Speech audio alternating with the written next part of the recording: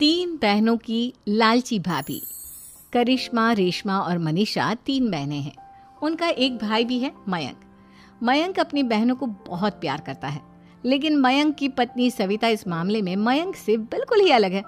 वो अपनी ननदों का जितना बुरा कर सकती है उतना बुरा करती ही रहती है और अपनी ननदों पर हुक्म भी चलाती है। करिश्मा, करिश्मा, तुमने अभी तक नाश्ता नहीं बनाया? तुम्हारे भैया को ऑफिस जाने में देर हो रही है। हाँ भाभी, बस अभी बनाती हूँ। करिश्मा, तुम ये ढीलापन छोड़ दो। कल को पराए घर जाना है। वहाँ अगर तुम इस तरह से काम करोगी तो लोग क्या कहेंगे कि माँ ने और भाभी ने कुछ सिखाया नहीं। और तुम्हारी दोनों बहनें कहाँ हैं? अब रेशमा मार्केट गई है और मनीषा सो रही है। क्या? सुबह के 8 बज रहे हैं और ये महारानी अभी भी सो रही है?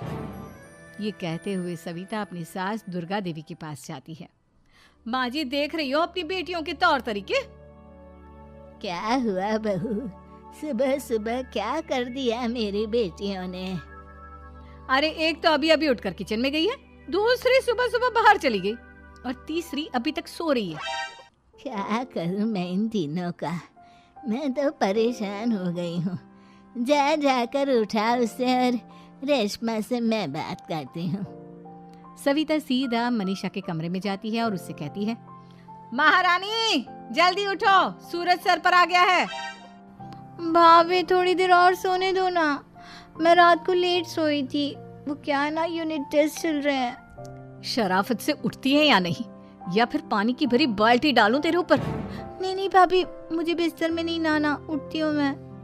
मनीषा जल्दी से उठकर बाथरूम में चली जाती है। सभी आराम से बैठकर नाश्ता कर रहे होते कि तभी रेशमा बाजार से हाथ में सामान लिए आ जाती है। रेशमा को देखते ही सविता उस पर बरस पड़ती है। लो, आ गई महारानी। ऐसा भी क्या सामान लाना था जो सुबह आंख मलते ही बाजार की तरफ रवाना हो गई? भाभी, कल आप ही तो चीख रही थी कि घर का सारा सामान मुझे ही लाना पड़ता है, घर में किसी को भी किसी काम से कोई लेना देना नहीं है। अब मैं बाजार जाकर सामान ले आई तो आपको इस बात से भी तकलीफ हो रही है? देख रही हो माँ जी, अपनी बेटी की जुबान कैंची से भी तेज चलती है। और मयंक, आप तो कुछ कहेंगे नहीं अपनी लाडली बहन को? रेशमा, अपनी भाभी से ऐसे बात नहीं करते। चलो माफी मांगो। भैया, मैं क्यों माफी मांगू? आप भाभी से बोलिए ना कि हम पर कम हुक्म चलाया करे। हम इस घर की बेटियां हैं और आपकी पत्नी की ननद है, नौकरानी नहीं। लो कर लो बात। इनकी भलाई के लिए कुछ भी बोलो तो इन्हें बुरा लग जाता है।